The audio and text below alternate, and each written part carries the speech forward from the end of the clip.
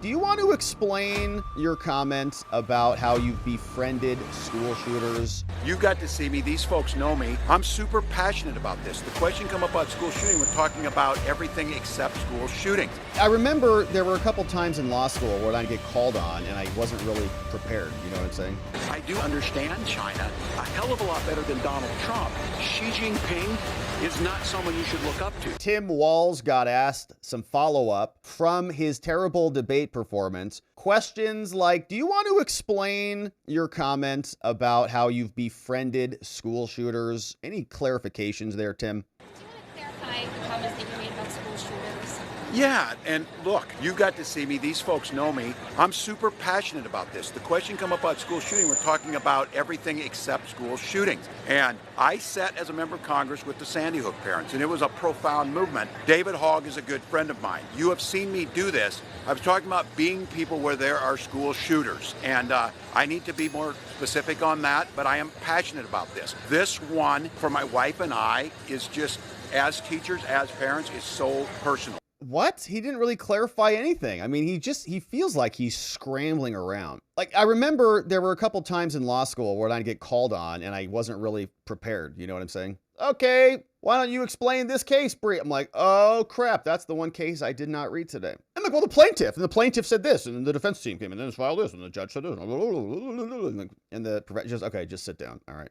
On to the next person. Okay, right? Not prepared, not capable of answering the question. That's exactly what I wasn't running for president or for the vice presidency. So here's Tim Walz, and he just looks like he's scrambling everywhere he goes. And I think there's reaction to this as well. People are saying that they're getting nervous over there because their talking points are now floundering. And there was another exchange here with Walz, and he is still struggling here. Can you explain the Tiananmen conversation? Because you said that you misspoke, and here's Fetterman. Do you want to give us some clarity? How did you misspeak? Were you off on days? Were you confused about the year? Did you lose your calendar? What happened?